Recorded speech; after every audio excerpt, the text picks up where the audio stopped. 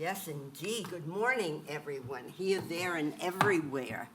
My history with Granada Hills goes back to shortly after I moved to California, and in the late 50s, we bought our first tract home in Granada Hills, right over at 11,000 Deborah Avenue.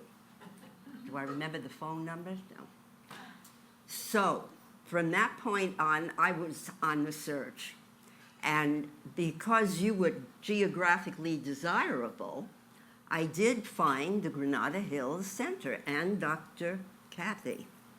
And I remember, I don't know if your setup has changed, I remember taking a class with Dr. Kathy, and I remember when Raymond Charles Barker came here to do a prosperity workshop, and I was here. And at the lunch break, he had us going out and giving people money. Because, you know, when you do that, unprecedented, you're going to get some reactions, mostly, unfortunately, like, go away, are you crazy? Or they grab it and run, I don't know. And from that point on, Dr. Kathy and I, and Nancy, and everyone who was here, I remember when Reverend Mary Beth and Michael Spear were here. I mean, hey, I've been around a few Sundays. You getting the message? So it's a very deep place in my heart. In fact, Dr. Kathy and I, because she was a good friend of who became my teacher, because ultimately I moved to Tarzana. And when I did, I started with Dr. Tom Johnson. Anybody? Familiar name? Thank God. You know, the more that I'm around and the more I speak, it's like, Tom Johnson? Raymond Charles Barker? Mm-hmm. So Dr. Kathy and her daughter Cynthia and I went to Dr. Tom's memorial, because at that time he had retired and was living in Las Vegas, and we went. So my time with you, and when I came back, fast forward, by that time Dr. Maureen Hoyt was your minister, and when I left Canada after starting the ministry there and remained there for 10 years, when I came back it was early fall, and by December we were heading into Hanukkah, and Dr. Maureen and I knew each other and were friends, so she asked me to do my first gig after leaving Edmonton here. I did a Hanukkah service in December of 1996. Oy vey. Or more likely, thank God. So today is a day when we see through the eyes, the physical eyes, but originally we first see through the I am, that universal presence that connects us all. Our common roots are the I am that I am, God's name, so to speak, for all of us, the nature that we have inherently been gifted. And so when you and I say I am, we've all, I'm sure, to one degree or another, studied the power of the word. Because I am are the only two words that you and I speak for ourselves. And every time we speak, creative process kicks in. And that's why the importance of consciously retaining and building and developing that relationship of unity with the one, because it is from that creation starts. So that's why I am the individualized expression of God. Let's say that together. I am the individualized expression of God. And so are you, and so is everything, at whatever form it takes. So I was watching Dr. Michael, you know, another full circle, bigger circle, deeper in a plunge.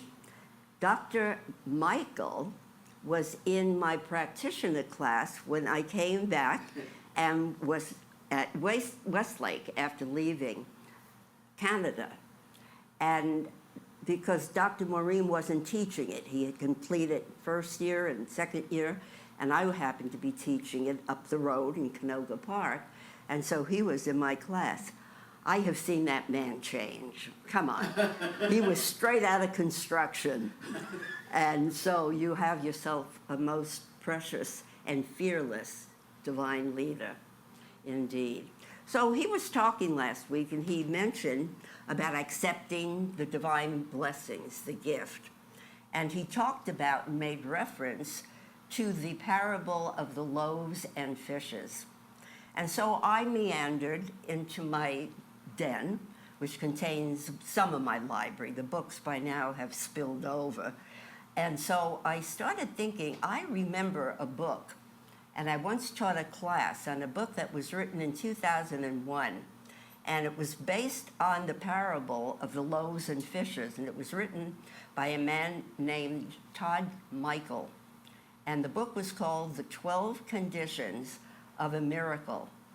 And the 12 principles of universal life were actually contained, somewhat like everything in the Bible, as a hidden code that you have to metaphorically and psychologically and spiritually discern and extract the truth of it.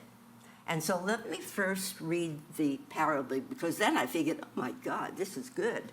I can retrace that and realize that even the steps that this man uses, the 12 conditions of the miracle that are contained in the verses of that parable, and it's Matthew 14, verses 13 through 20. They're all universal principles. In fact, although he has 12 of them listed, it's very obvious that they start with 5 of those principles being the 5 steps of treatment. I mean, everything connects. You know that, and I know that. And so let me first read the Aramaic translation of that parable, and then we'll explore together some of the principles as a refresher for all of us. And so the parable starts by, first of all, preceding the telling of this story of the loaves and fishes, what had happened was Jesus' very good friend and mentor, John the Baptist, had been beheaded by King Herod. And not only was he beheaded, but most cruelly and viciously, his beheaded head was brought to the temple to show everyone, don't mess with me, folks, because this is what you get. So this is the follow-up, and Jesus became deeply saddened and troubled. So he went off to the desert and needed some private time. And that's such a reminder for all of us, because we're living in a world that has no rational explanation anymore. It really doesn't. In the many years that I've been privileged to live, I've never seen or experienced anything like that. And I come from Franklin Delano Roosevelt was the first president I personally related to. So do you get the message? Yeah. So he had to go by himself, and that's our reminder constantly, every headline, every new piece of information or tragedy or violence or the progressive cruelty that's going on in Ukraine, all the mass shootings, all of this is simply the call for prayer.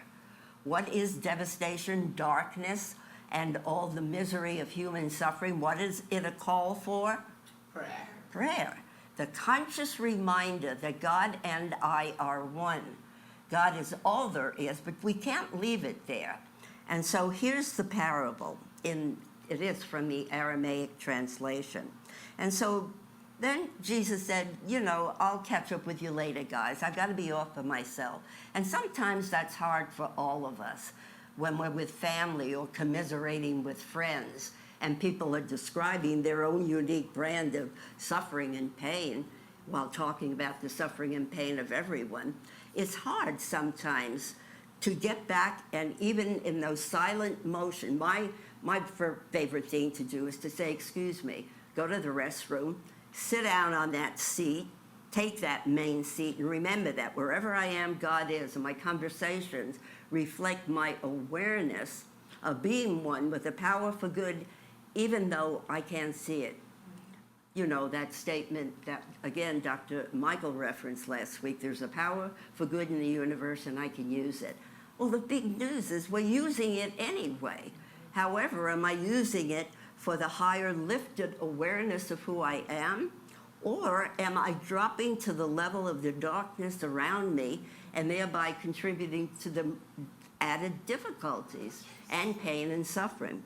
So then he comes back, and this is what he has to say to his team.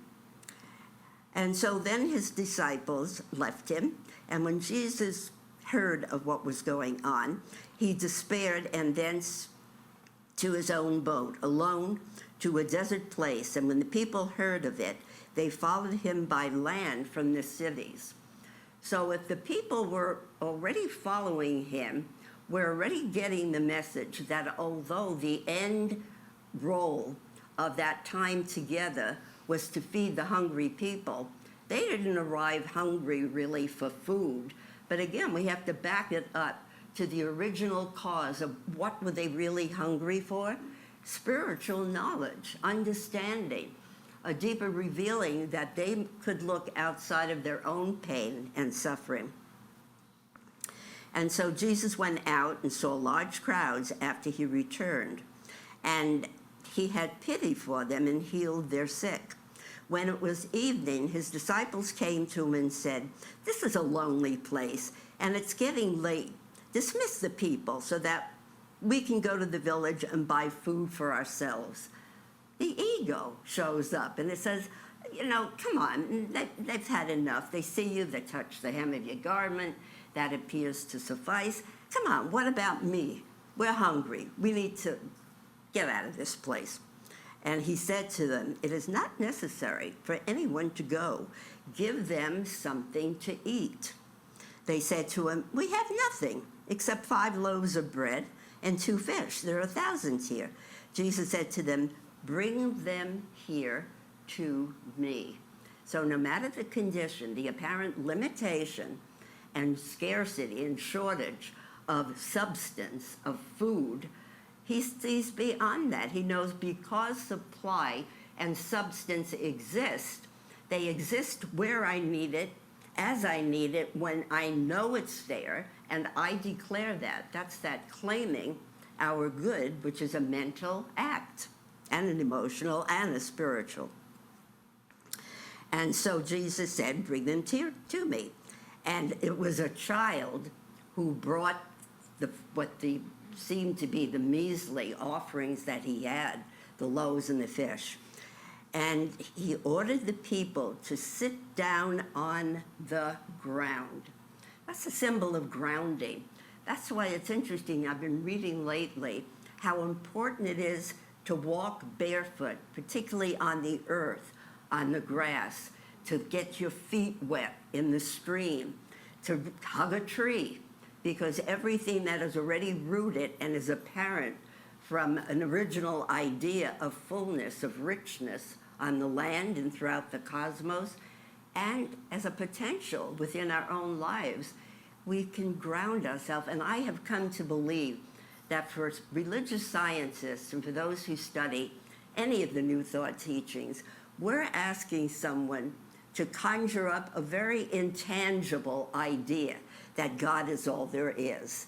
So if there is a physical activity beyond the silence and solitude of meditation, and beyond studying how these principles work and how I can really get a handle on how they can work more effectively for me, because I know when they work more effectively for me, they work for everyone somewhere.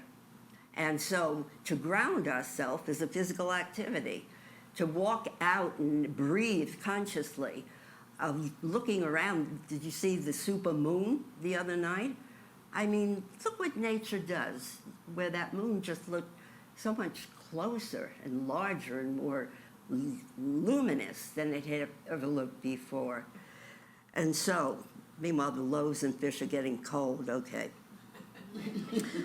And he ordered the people to sit down on the ground. He took the 5 loaves of bread from the child and the 2 fish, and he looked up to heaven.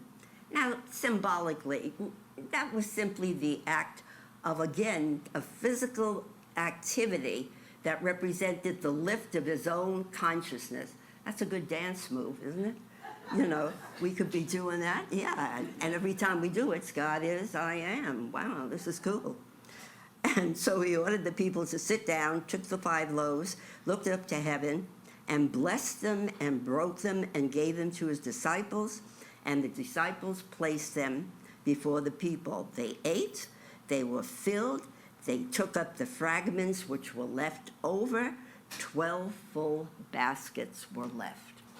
So, the principles that Todd Michael brought forth from that passage, he called that the Alpha passage because it contained, again, so many universal principles that had relevancy to our lives, personally and collectively. And so the first one he comes up with is emptiness. Now, you know and I know that a mind filled with darkness, with despair, with depression, with what's going on in the world, environmentally, politically, economically, we're in inflation, with the danger being recession, when all the while expression of a higher knowingness is exactly what the world needs now, and yet again, it's intangible. It's not that we're sitting before a guru. That's what the Eastern traditions offer. Beside the sacredness of their rituals, they do offer a disciple who simply has the awareness of knowing oneness with God. No exception, no conditions, no negotiation. It's just the way it is. It's said, in fact, that Jesus didn't know more than anyone else. He had the same access to the same infinite wisdom and knowledge that we have, but that's all he knew. He was not about to let anything else interfere with his complete, inseparable, indivisible unity with God. So how do we empty? Those famous, how do you get to Carnegie Hall? Practices, practices, practices. Meditation, mindfulness, silence, solitude, affirmative prayer, spiritual mind treatment, which I still feel is the most underutilized gift that Science of Mind offers. And you know, Holmes essentially, he didn't put that together. That came as an aftermath of how to more pragmatically reach people where they are, give them, everybody loves, here's the formula. Who hasn't attended a class that said the 7 keys to success, or the 12 principles of successful living, or the 3 ways to contact God? We're there. You know, I could have studied for 10, 20, 30 years, but still tell me someone's boiled it down, and I'll be there. So the first thing is emptiness. Let me take time in meditation, even if it's those minimal 3 seconds, 1 minute, 2 minutes, of separating myself from where the conversation appeals too overwhelming, too much in focus, too much obsessive, repeating the same thing we see. How often do we see the news? Every moment, it would seem, of every day, of every hour. And so emptiness, first step, because when I'm empty, then I can say, so what is the one power, the one presence, the one principle that I recognize above all others? No other gods before me, just the one. And that is the first step in treatment, recognition. God is. What is God? God is love. God is wholeness. God is harmony. God is peace. God is intelligence. God is energy. God is life. God is beauty. God is truth. The second step that he came up with, alignment. Follow that preparation of an empty mind, open and receptive to something new, with the knowingness that that which I speak of, I am. That which I know and am aware of knowing very clearly, I am. That's the benefit of really simply remaining in constant contact with the divine. That's why my favorite 4 words are not only God is, but I am. And I did that the other day, and I realized When I'm doing that, that's the sign of the cross, and I'm Jewish, for God's sakes, essentially. But that is that vertical line on the cross that establishes our unity with something that exceeds the very ceilings above us or the sky above us, and it goes further and more deeply into the very ground, beyond the bowels of the earth, as the saying goes. So if I know God is, what do I do with it? I go horizontal and I express it. And sometimes maybe I'm expressing it, God is, I am, or maybe it's God ain't, I is, or maybe God is, I ain't. Take your pick, but it's that constant reminder of simply finding your own way of deepening that constant repetition of God is, I am. So you got a new thing when you're out there and people think you're just very large in your gestures of life and enthusiasm. Oh yeah, didn't we have a lovely time? That's like a kickoff, really. Could you imagine if we all found each other literally, that thing kicked off that has to take off for it to become a collective idea, and we're all walking around in the streets instead of saying, hi, how are you? It's like, yeah, how are you? How's life? Oh, good. I mean, you can dress it up in any which way. So the alignment, unification, hello. The third step that he goes into, ask, declare, make your statement. If you just want peace on earth, all right, stick with that. But if you're asking for peace on earth and you're in an abusive relationship, or if you're asking for peace and you're being abused at home or at work, or there's disassociation with your family, then be more specific but without detailing. Transportation, is the principle of life, but you don't have to tell it. And I do want the Porsche 590 with the removable seats or something. Just trust that mind brings us exactly what we have honestly aligned with and have so emptied ourselves that we are filled only with serving the intelligence, the wisdom, the creativity, and the love of God. And Todd goes on in his book to bring forth the principle of giving, and what's the other end of that? Receiving. The bottom line is, you and I cannot give anything that we don't realize we have already received. We have already received the full measure of life's gift in their potential. That's their infinite potential. However, that doesn't mean I'm fully accessing it. We're dealing with an infinite principle. So obviously, as much as I know today, I want to know more in the next moment. I want to expand my depth of realization so that my immediate go-to is God is, I am. I fly, I am. God is. It becomes so melded that it's not the formula anymore. I don't have to be sure I follow the 5 steps rigorously. So I think I'm getting a clue. Nope. Jason is walking up. And so he also goes on to say, maximize. So you think you got it together. Oh, I'm set. I got the steps of treatment. They parallel so many principles of prosperity, of the generosity that I must, once I know what I already have in this treasure trove, I must share it. I must give it. I cannot harbor it in a secret place. And for that reason, we know that I have to deepen my understanding what I already have received in order that I become a more gracious giver. And that relates to supporting worthy causes, your own spiritual community, which is purely and simply dedicated to the principle of there is a power for greatest good that we already have within us.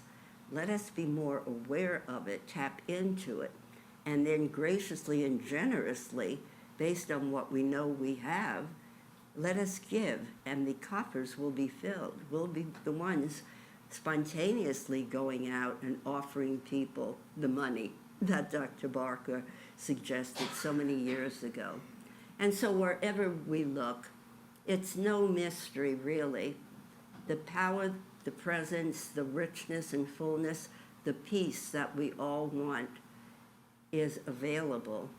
We're the ones that have to mature spiritually in order to develop it to such a point that it has no place to go but out. So let me do a tie-in treatment for this.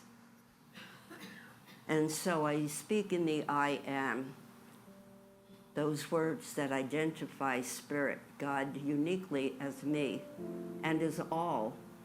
I open my mind and heart to a deeper realization of the true value and imperative that opens me to being more diligent in my spiritual practices of silence, solitude, meditation, affirming life, spiritual mind treatment, gaining a greater and deeper realization of how life works and how I am always working it, and how most effectively to discover how to have it work for me by working through me generously, fully, completely.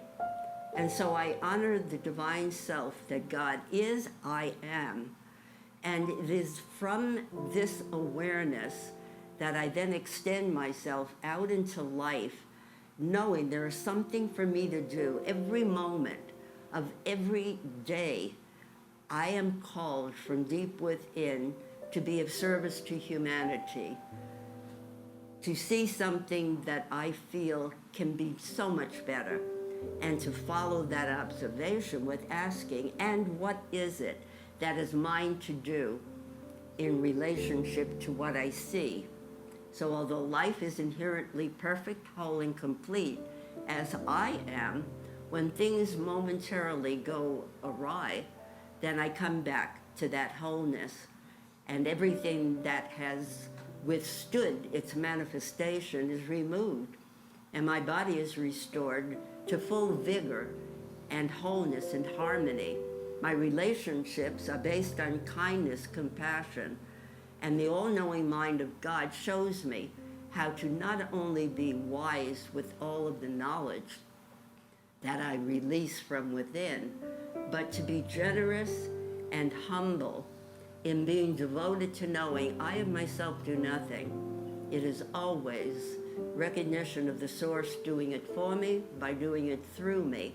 That is the knower, the beer, the doer, and the one who reaps the manifestation is God fulfilling its own idea as me. And so I give thanks for studying and deepening and really releasing all the wisdom, all the love, all the generosity of spirit that is already within me.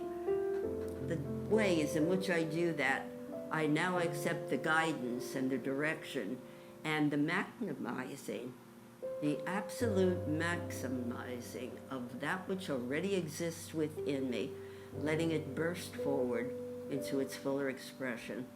And so I know this is an already done deal in the divine. Infinite mind has already answered every question, resolved every problem, and brought forth complete restoration, renewal, revitalization, all goodness, all peace on earth, goodwill toward all.